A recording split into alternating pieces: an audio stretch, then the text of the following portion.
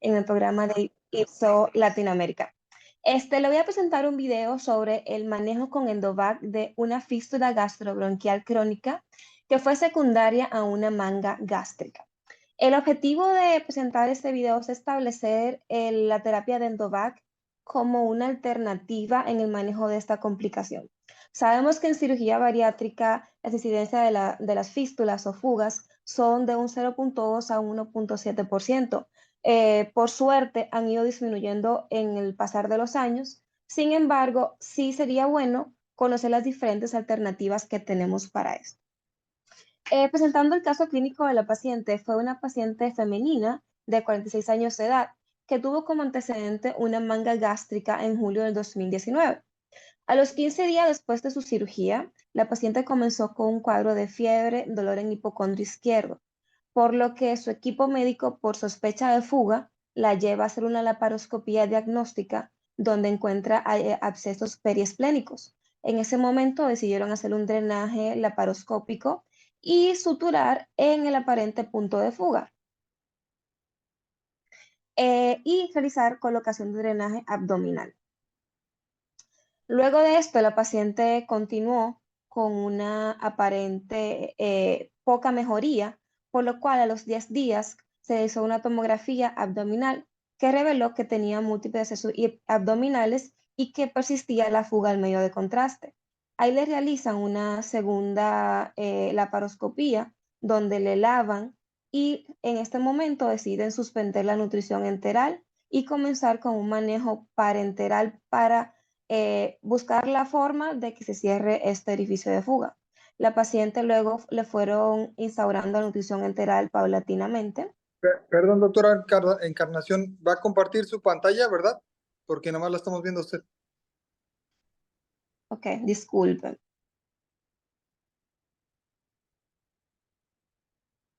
Okay. ¿Aquí la ven? Sí, ya la ¿Se vemos. ve la pantalla? Sí, ya. Bueno, me disculpo por eso, pensé que ya estaba. No se Eh, preocupe. ok.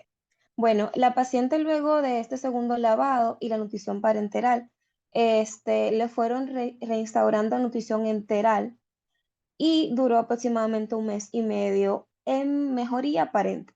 Al tercer mes volvieron los síntomas iniciales y un nuevo hallazgo que fue tos, que coincidía luego de la ingesta de alimentos. En este momento le realizan una radiografía de tórax que mostró un derrame pleural izquierdo importante y por eso es referida a nuestro centro para manejo endoscópico.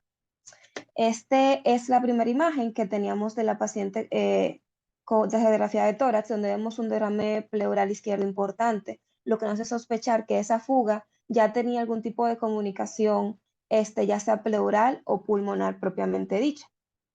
Este es el primer video que le voy a presentar. A su llegada a nuestro centro, encontramos un orificio de fuga con abundantes secreciones purulentas. Lavamos y en ese momento decidimos colocar drenajes endoscópicos tipo Pictels. Para su colocación siempre nos auxiliamos de la fluoroscopía. Aquí vemos que colocamos 2 drenajes y un dato muy importante que fue clave para el diagnóstico de fístula gastrobronquial fue que al colocar el medio de contraste para la colocación de los drenajes endoscópicos nos dimos cuenta que paulatinamente iba saliendo por el tubo endotraqueal un líquido purulento. Entonces nos hizo pensar que había comunicación con algún bronquio, por lo que colocamos azul de metileno por el tubo endotraqueal, siendo positiva nuestra sospecha de que la comunicación a un bronquiolo izquierdo iba directamente a la fuga. Entonces, luego de ahí, la paciente se continuó con manejo con sonda nasoyeyunal. Aquí está los Pictels, el orificio de fuga, el hilito.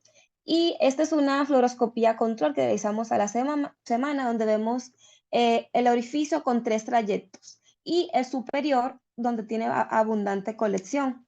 Ese fue el dato que nos llamó la atención para decidir cambiar la terapeuta.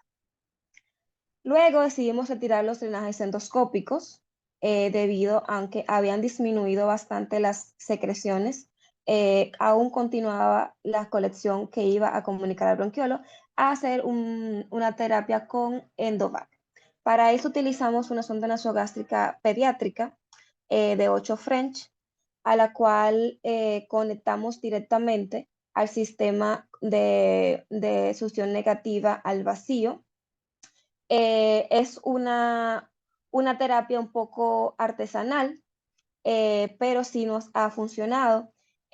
Luego utilizamos en el otro extremo de la sonda nasogástrica, le colocamos la esponja de poliuretano, la cual confeccionamos a que sea por lo menos del tamaño del orificio para que selle completamente la entrada. Este es aquí como lo sellábamos y lo comunicábamos al sistema de Endovac. Más o menos queda la esponja confeccionada al orificio de la fístula, la unimos, la fijamos, perdón, con un hilo no absorbible y por medio de endoscopía la llevamos al punto de fuga con una pinza tipo Grasper. Muy bien, entonces el segundo video que les mostraría.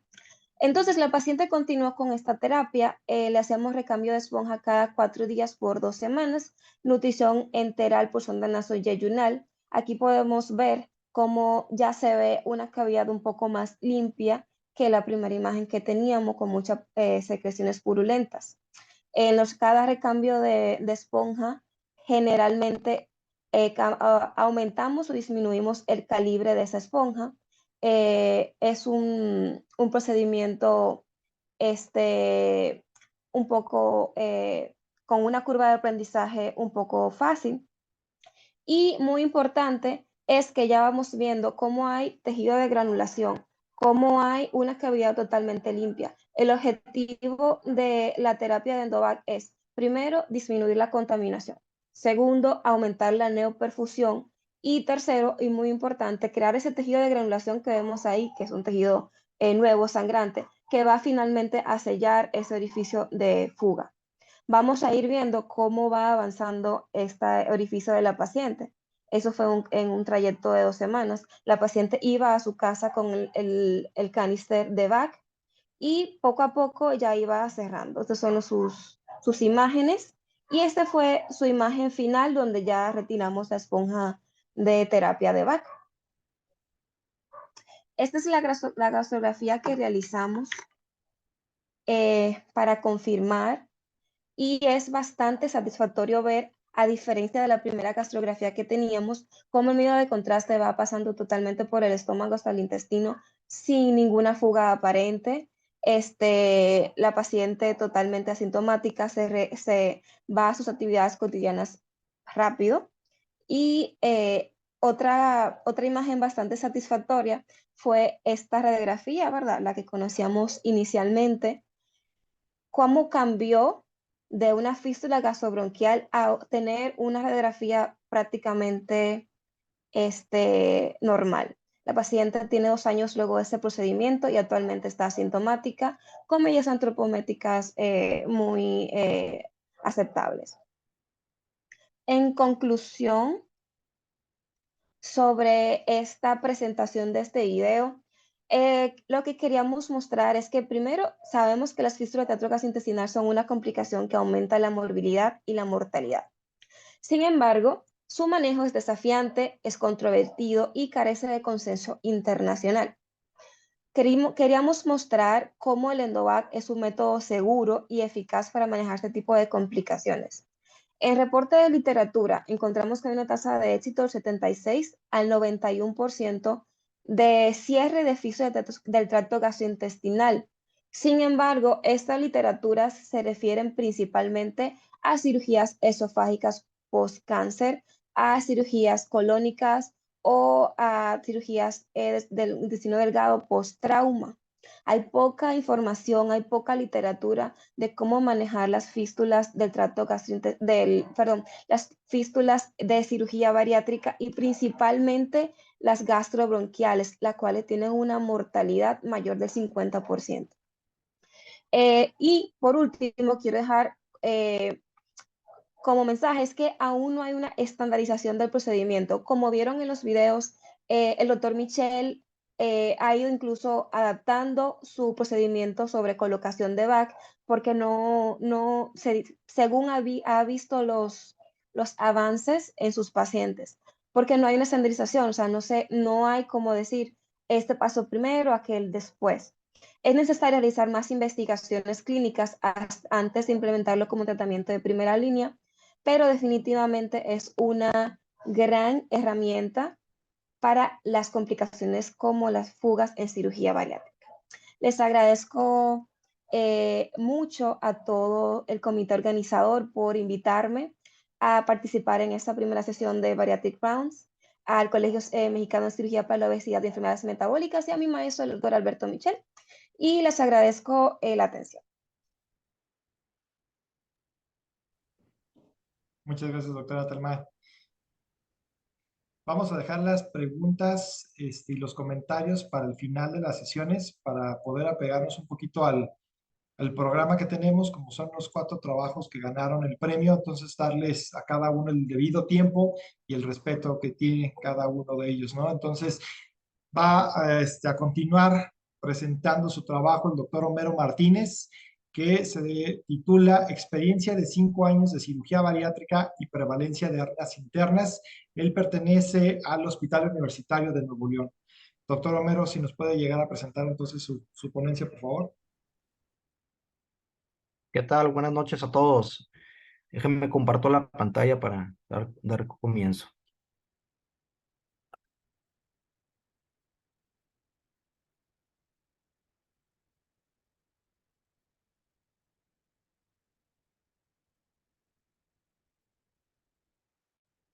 Solo para confirmar, ¿se ve ahí mi pantalla?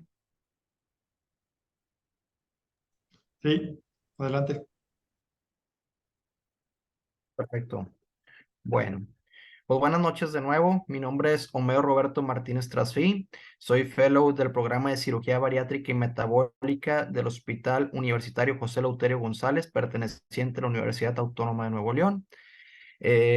Vamos a presentar uno de los trabajos que llevamos al pasado congreso con sede aquí en Monterrey, el cual tiene como título Experiencia de 5 años de cirugía bariátrica y prevalencia de hernias internas en hospital universitario.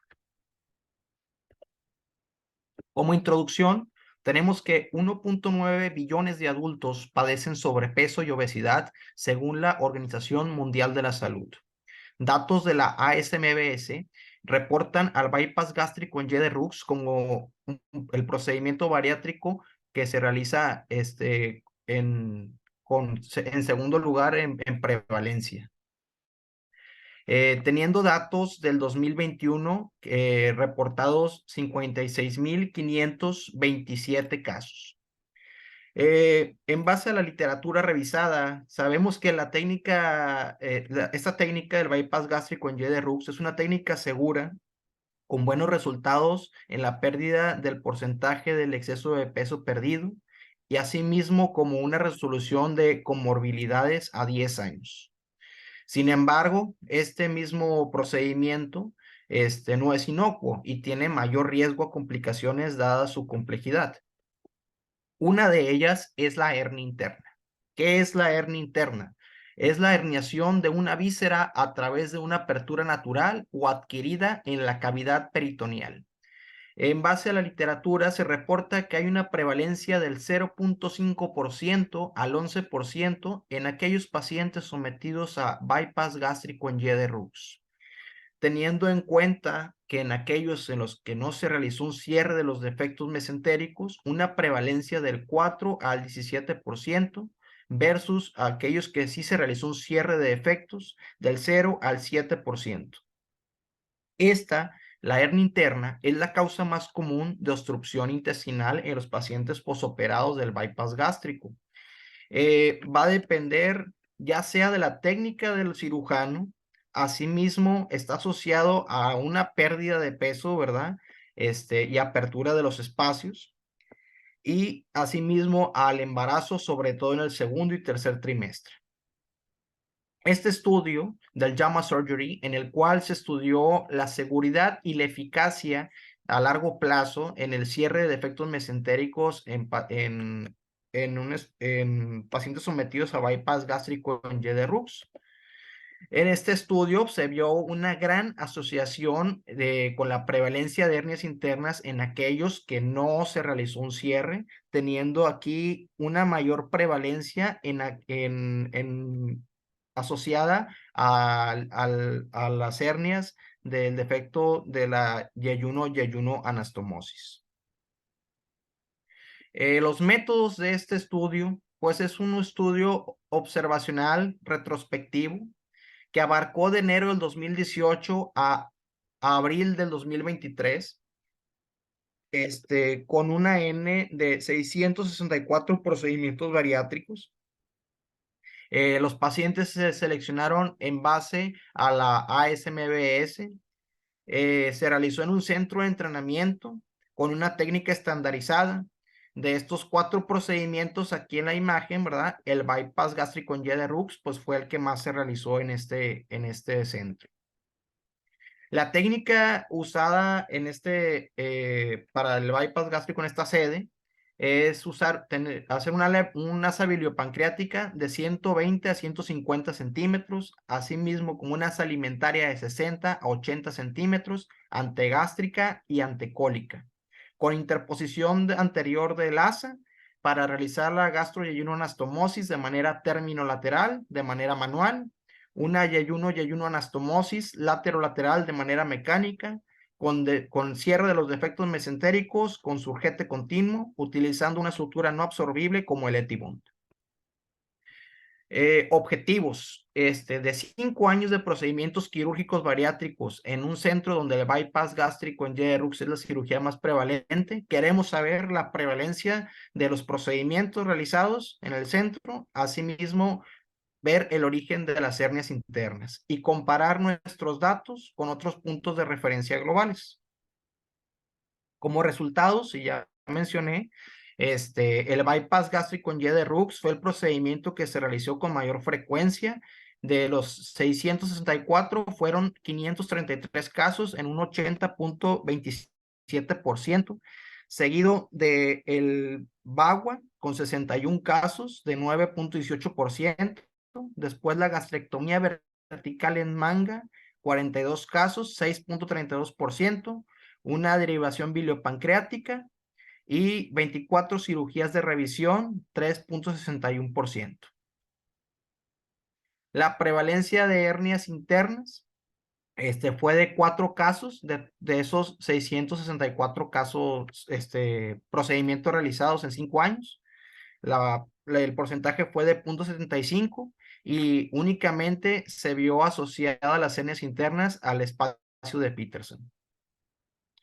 Como discusión, tenemos en este estudio en el cual se buscaron puntos de referencia en la Universidad de Zurich. Es un estudio multicéntrico, en el cual se valoraron por 5 años diferentes centros que realizaron bypass gástrico en Y de Rux y gastrectomía vertical en manga, en los cuales ellos reportaron 4.120 casos de bypass durante 5 años, considerando un porcentaje de 2.1% de oclusión intestinal asociado a hernias internas. Aquí en esta tabla, pues comparamos nuestro resultado en el hospital universitario de 4 pacientes de 533 versus los estándares internacionales que fueron 86 de 4.120 casos, 2.1%. Las limitaciones de este estudio, pues fue que es un estudio retrospectivo. Sin embargo, tenemos la fortaleza de que es una técnica estandarizada, realizada por un mismo equipo de cirujanos. Actualmente sabemos que se recomienda el cierre de los espacios mesentéricos. Existe una mayor prevalencia de hernias internas de origen del mesenterio de la yeyuno-anastomosis en base a la literatura revisada, y se reporta en la literatura una incidencia de 2.1% de hernias internas como estándar global versus lo reportado en nuestro estudio, que fue de 0.75%. Como conclusiones, tenemos que el bypass gástrico en Y de Rux es una herramienta segura en el tratamiento de la obesidad y sus comorbilidades. Existe una mayor prevalencia de hernias internas en los pacientes operados de bypass gástrico en Y de Rux, tanto demostrarlo a la literatura como en nuestro estudio. Hay una mayor prevalencia de hernias internas en el espacio de Peterson en este estudio en comparación con lo que reporta la literatura del espacio de la yeyuno y yeyuno anastomosis.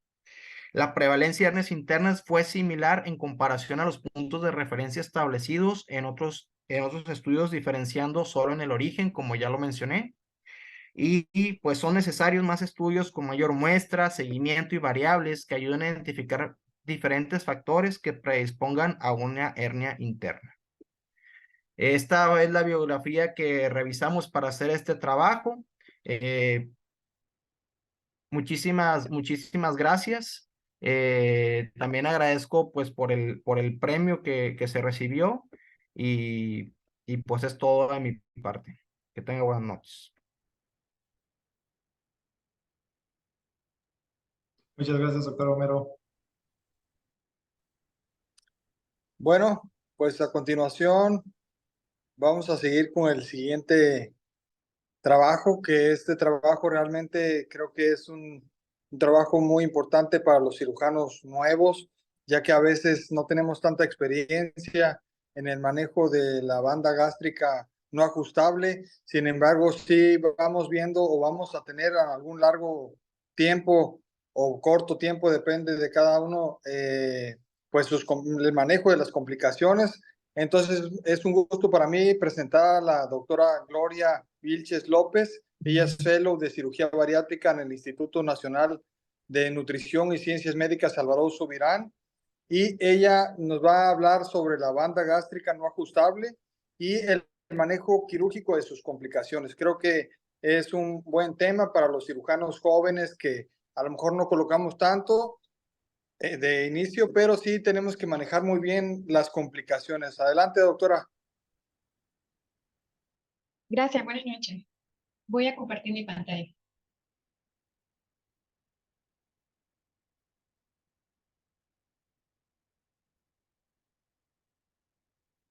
Ya estoy compartiendo. Todos pueden observarla. Sí, adelante, doctora. Gracias. Agradezco la oportunidad de que nos brinda el colegio para compartir nuestro trabajo. Este se presentó en modalidad póster y ya el doctor lo mencionó, sobre un caso clínico de falla de banda gástrica. Esta paciente es una paciente femenina de 63 años, originaria de la Ciudad de México. En sus antecedentes personales no patológicos refiere consumo de tabaco durante 48 años a razón de un cigarro por día. Tiene múltiples antecedentes quirúrgicos. De nuestro interés la colocación de una banda gástrica por cirugía abierta en el año 2002. Doctora, perdón que le interrumpa. ¿Puede hablar un poco más fuerte, doctora, por favor, para que se escuche mejor? Ok. Gracias, perdón, adelante. Sí.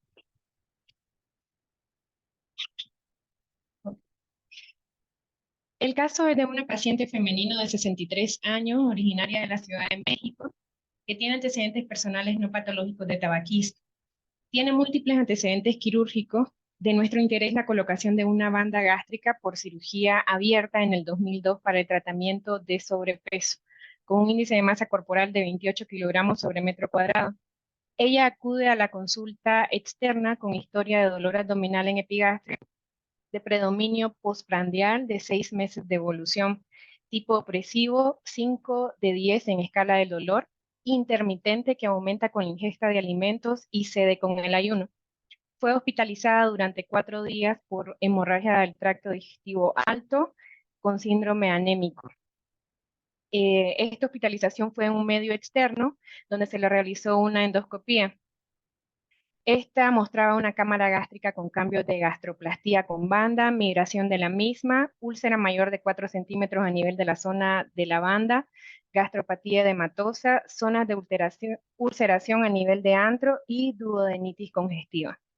Con este estudio fue referida a nuestra unidad y completamos el abordaje con una tomografía de abdomen, en la cual podemos observar una transición de cuerpo con antro, con migración de externo de banda hacia la porción de la pared posterior del cuerpo y una zona de ulceración extensa de 4 centímetros.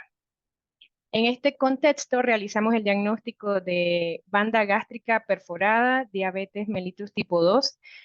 Al momento de su valoración tenía un índice de masa corporal de 24 kilogramos sobre metro cuadrado y se programó para cirugía de revisión y retiro de la banda gástrica. Bajo anestesia general balanceada, se colocó a la paciente en posición francesa, se colocaron 5 trócares de trabajo de 12 milímetros a nivel de línea media supraumbilical, línea medioclavicular derecha e izquierda, trócar de 5 milímetros a nivel subsifoideo para el retractor hepático y línea axilar anterior izquierda para el primer ayudante. Iniciamos la liberación de adherencia de epiplón y colon transverso a la pared abdominal anterior con energía ultrasónica. Procedemos con la liberación de adherencia de la cara anterior del estómago al hígado. Eso también lo realizamos con disección Roma. En esta zona se observaba una reacción inflamatoria importante. Liberamos la curvatura mayor del estómago para localizar la banda y el sitio de perforación. Hicimos estas maniobras para tratar de localizarla tanto en la cara anterior como en la cara posterior. Y con este objetivo también utilizamos endoscopía transoperatoria para ayudarnos a localizar la banda y la perforación que podemos observar a nivel del burbujeo en la cara anterior del estómago.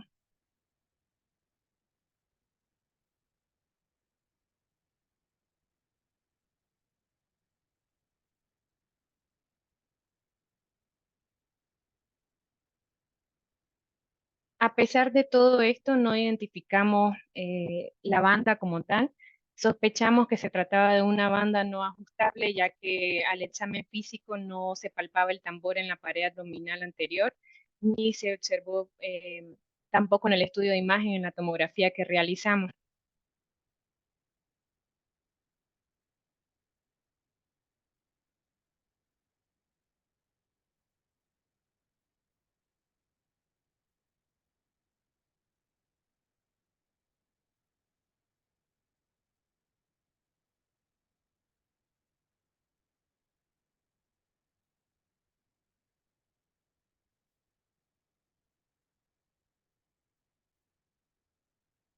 Aquí podemos observar un segmento de lo que parecía malla de polipropileno que se utilizó como banda. En este momento decidimos convertir a cirugía abierta para continuar con el procedimiento mediante una incisión en línea media supraumbilical. Identificamos la perforación y el segmento de malla que penetra la pared gástrica. Realizamos antrectomía con engrapadora lineal, cartucho azul. Procedemos a configurar una Y1 anastomosis mecánica con engrapadora lineal y el cierre de las brechas de mesenterio con Prolene 2.0.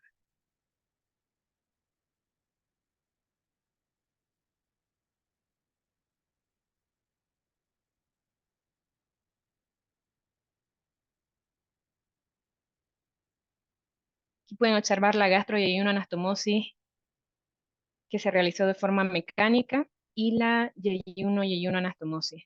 No dejamos drenaje en este procedimiento. Se realizó una serie gastroduodenal al siguiente día posoperatorio, donde observamos adecuado pase del material de contraste sin fugas aparentes. Se vigiló la dieta y se egresó al tercer día a su casa para continuar en seguimiento en la consulta externa de nuestra institución en la Clínica de Obesidad y Trastornos de la Conducta Alimentaria.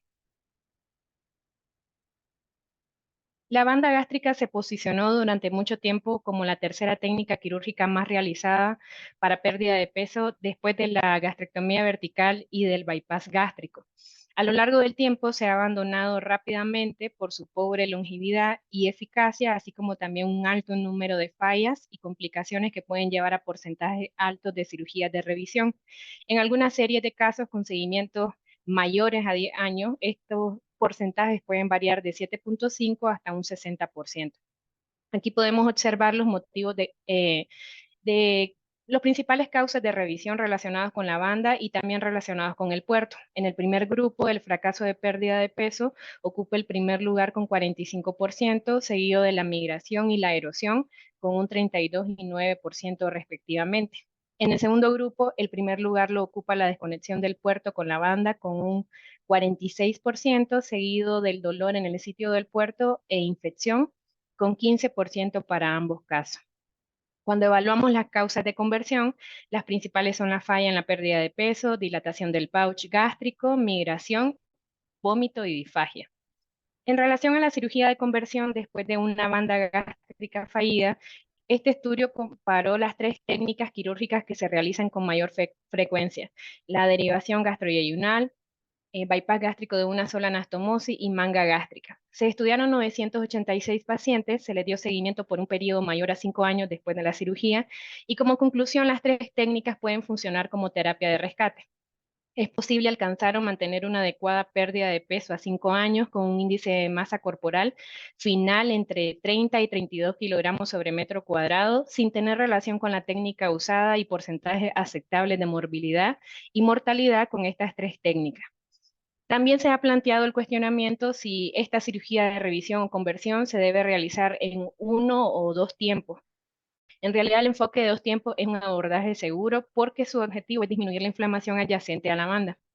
Y en los abordajes que se realizan ambas técnicas en un mismo tiempo quirúrgico, pues se explica que como beneficio pues disminuye la necesidad de otra intervención, disminuye también los costos relacionados con la atención, pero también se puede asociar pues con riesgo de fugas y recuperación de peso en estos pacientes.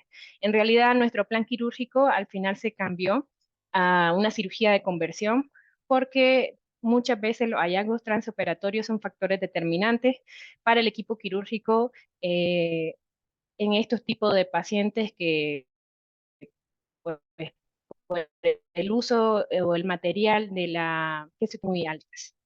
Por último, quiero agradecer a todos mis compañeros en el Instituto de Nutrición y nuestro maestro, el doctor Mauricio Sierra, por su ayuda para presentar este trabajo, y a mano derecha pues les presento el póster que presentamos en el Congreso. Muchas gracias.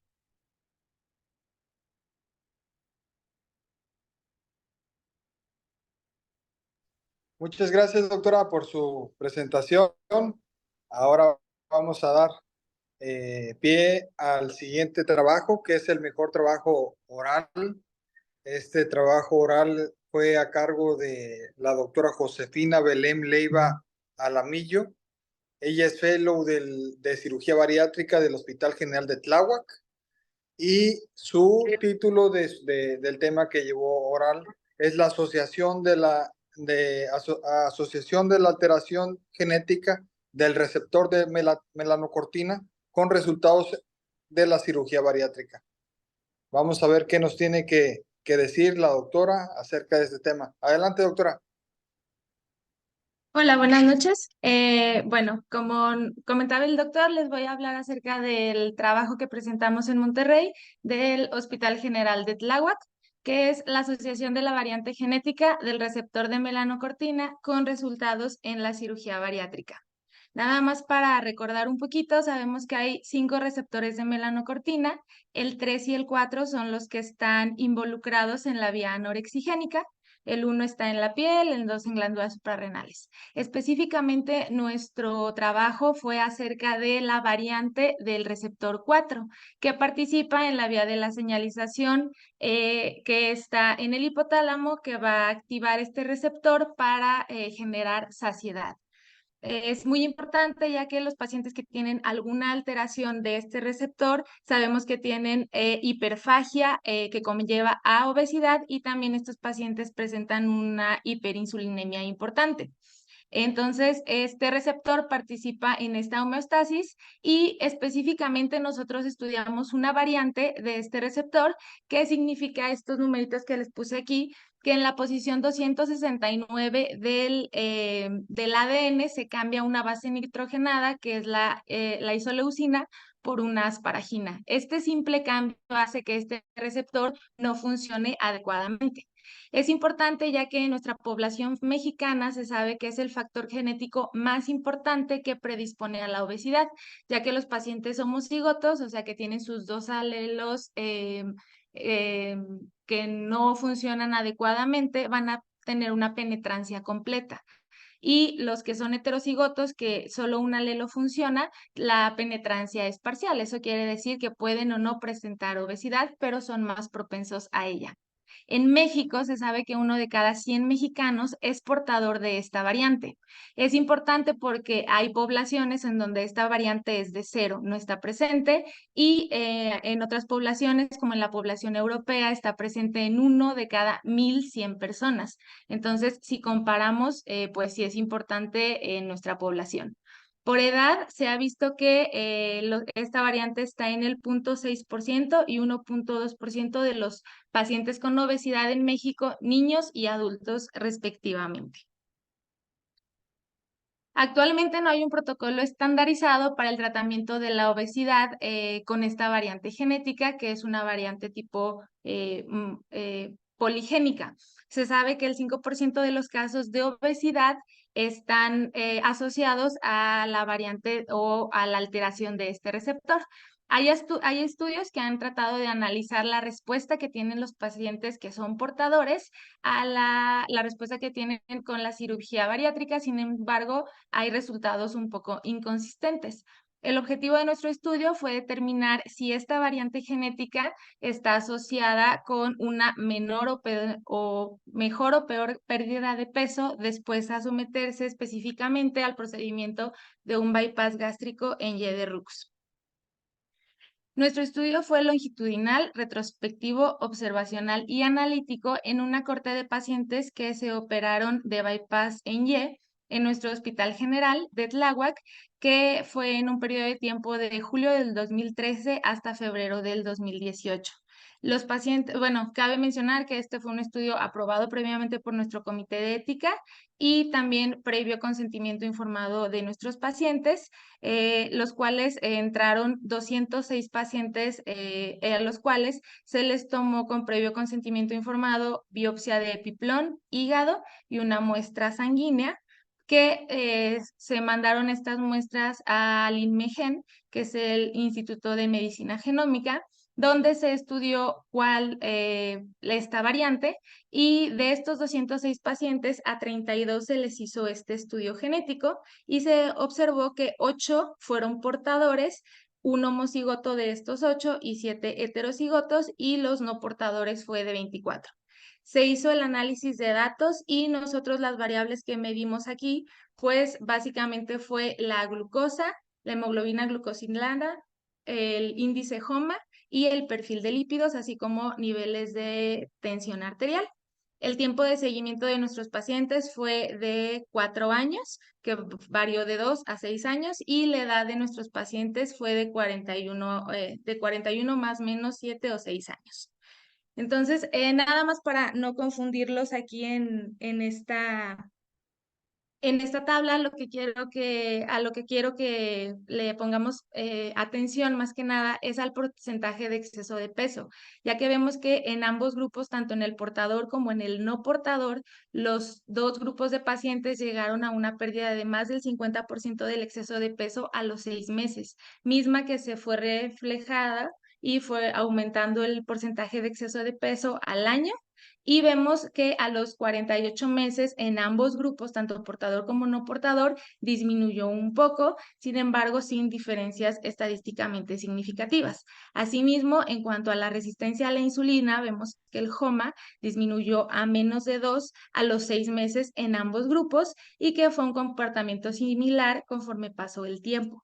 Asimismo, también en los otros parámetros que les mencioné, que fueron el perfil de lípidos, y las cifras de TA, no hubo una diferencia significativa. Sin embargo, esto es importante porque quiere decir que la cirugía bariátrica se recomienda en ambos tipos de pacientes y tiene los mismos buenos resultados en pacientes con esta variante genética. En esta otra gráfica quiero nada más mostrarles cómo se comportó los pacientes en cuanto a la pérdida de peso, que son las líneas naranja y azul, que vemos que aquí eran los portadores, los azules, los no portadores, los naranja. Y en la línea punteada negra, exclusivamente ahí sacamos al paciente que era homocigoto, que tiene ambos alelos alterados, y vemos que los dos grupos de los pacientes fueron perdiendo peso igual, pero también el paciente homocigoto, su pérdida de peso también fue buena, sin embargo, siempre se mantuvo por arriba de los otros dos grupos. Al mismo tiempo, en las otras dos líneas, que es la amarilla y la gris, vemos el comportamiento del aumento de la pérdida del exceso de peso, que también fue similar en ambos grupos, tanto en portadores y no portadores, pero en la línea punteada verde vemos al paciente homocigoto que su pérdida de exceso de peso también siempre se mantuvo por debajo de los otros dos grupos, que aquí se corrobora un poco lo que está reportado en la literatura, que dice que los pacientes homocigotos no responden bien a la cirugía bariátrica. Sin embargo, estos tipos de pacientes son muy pocos y pues mucho menos, bueno, no hay tantos reportes en población mexicana. Más bien, no lo hay. Entonces, las conclusiones que nosotros encontramos en nuestro trabajo es que tener esta variante genética no tiene una diferencia en cuanto a los resultados que tienen los pacientes que se operan de una cirugía bariátrica. Esto quiere decir que estos pacientes sí responden de una buena manera a este procedimiento. Sin embargo, pues sí se requieren más estudios que incluyan en sí más pacientes homocigotos. Hay un estudio de Israel del 2022 en el que se tiene que participaron 4 pacientes homocigotos y los 4 reganaron el peso. Sin embargo, este seguimiento solo fue a 2 años y pues les comento, son solo 4 pacientes. También actualmente hay medicamentos que son agonistas del receptor 4 de melanocortina que se podrían utilizar en estos pacientes que tienen esta variante genética, que ya fueron operados de una cirugía bariátrica y que tienen alguna reganancia. Se podría pensar en utilizar alguno de estos medicamentos antes de someter al paciente a alguna cirugía de revisión, ya que pudiera ser que estos pacientes no respondan con el paso del tiempo igual de bien que los otros que no tienen la variante por una cuestión genética. Entonces, pues se sugiere protocolizar a los pacientes que tienen esta variante para futuras terapias ya personalizadas. Y bueno, eso es todo. Y un agradecimiento también a todo el personal y al doctor Francisco Barajes del INMEGEN, que nos ayudó con este estudio. Muchas gracias. Muchas gracias, doctora Leiva. Pasamos a preguntar, felicidades, la verdad es que es un gran trabajo, la verdad es que es un gran trabajo de clase mundial este trabajo que presentaron ustedes. Habrá que ver los resultados a mediano plazo, ¿no? Ahorita tienen muy buenos resultados y todo, y yo no diría que tienen malos resultados, porque si te fijaste, tu paciente que era homocigoto, perdió más del 60% del exceso de peso, pues son buenos resultados, ¿no? Entonces, pues no limitar los resultados que estás demostrando y que tú quieres demostrar. Pasamos a las conclusiones, a las preguntas, comentarios que tengan para cada uno de los trabajos. Dejamos los micrófonos abiertos si quieren levantar la mano y con todo gusto vamos revisando. Doctor Berbone, no sé si tenga algún comentario. Doctor Pérez Corzo.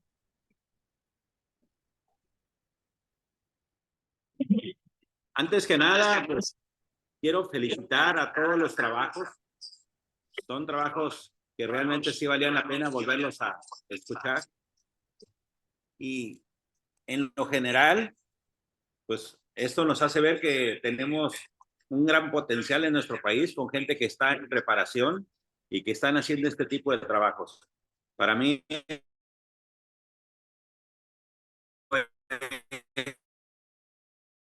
el nuevo trabajo, pues la verdad, pues por eso se llevó el primer lugar, ¿verdad?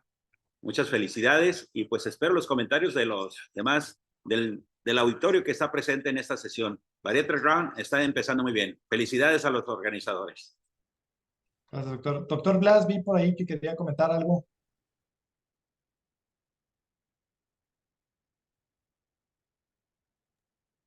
¿Me escucha? Perfecto, doctor. Solo preguntar en relación, ya se dijo que el tiempo de seguimiento fue a 5 años y el otro estudio que tiene menos pacientes solamente fue a 2 años. La pregunta aquí es, esos pacientes que ustedes tienen, los que operaron en el último año, que fueron 5 años, ¿cuántos tiempo realmente tienen de seguimiento?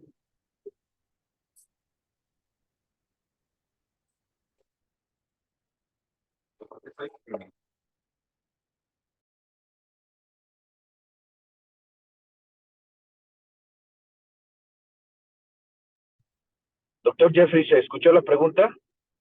Sí, Sí, va escuchó. enfocada al grupo del hospital universitario, ¿verdad? ¿Perdón? Es enfocada al grupo del hospital universitario, ¿verdad? No, no, de este último trabajo de Tláhuac. Perdón, doctor, no escuché la pregunta. Me decía que, ¿cuánto fue el tiempo de seguimiento? Sí, del último grupo de pacientes que se operó en el último año, que fue el 5.º año de su trabajo, ¿cuánto tiempo le han dado de seguimiento? Porque me queda claro que los del primer año, pues pudieran tener chance de seguirlos durante 4 años.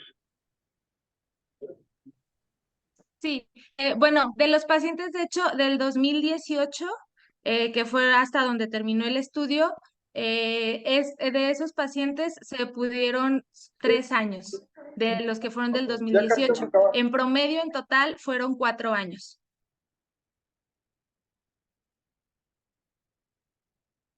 El seguimiento bueno, eso fue esos 3 años porque estos pacientes, hasta ahí es donde tenemos datos de ellos, ya no regresaron o los que entraron en este estudio después del 2018, hasta los 3 años fue la última consulta que nosotros tenemos en nuestros archivos electrónicos y en el expediente clínico. Muchas gracias, doctora. Comentando, agregando lo que dijo el doctor Blas, creo que este es un muy buen trabajo, creo que es algo que se puede seguir estudiando y como bien dijo el doctor Blas, es muy importante el seguimiento y saber qué pasa con este tipo de pacientes a largo plazo y seguir estudiando más a estos pacientes, ¿verdad? Pero me gustaría saber si hay alguien más por ahí que tenga alguna otra duda de algún otro tema. Por ejemplo, veo conectado al doctor Alberto Michel, veo conectado al doctor Carlos Herbe, por ahí si tiene algún comentario, alguien que guste participar, el doctor Cristian Ramírez, alguien que tenga alguna duda, con gusto. Esta sesión justamente es para eso, para ver qué están haciendo los nuevos socios, para ver qué están haciendo otras personalidades en diferentes partes del país, ver y que opinemos todos y que no solamente siempre hablen las personas de siempre, sino ver y dar un hueco a un nuevo punto de vista de diferentes personalidades. Me gustaría saber si hay alguien que tenga alguna duda por ahí. Doctor, bueno, también con nosotros, o bueno, está conectado en la sesión, nos hizo favor de conectarse el doctor Francisco Barajas, que es el investigador principal del INMEGEN. No sé si él nos quisiera dar algún comentario acerca del trabajo. Estaría súper bien.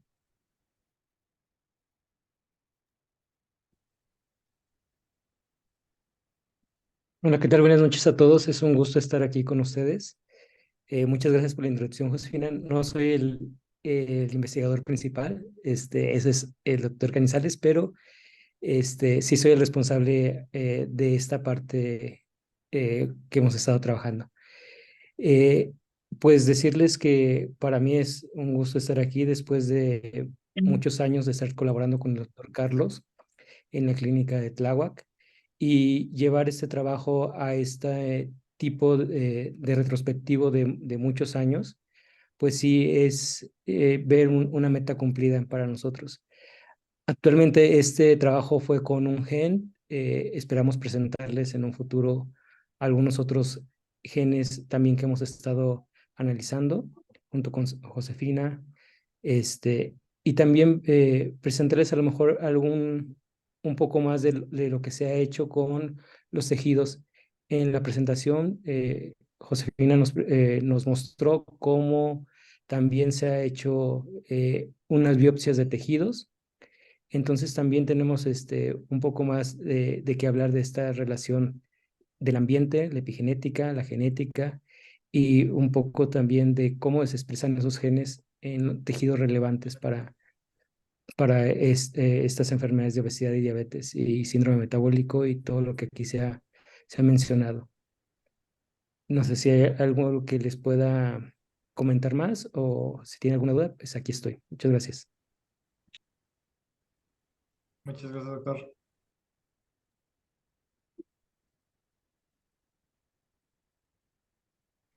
Si no tenemos ninguna otra duda, doctor Verbonen, ¿algo para finalizar?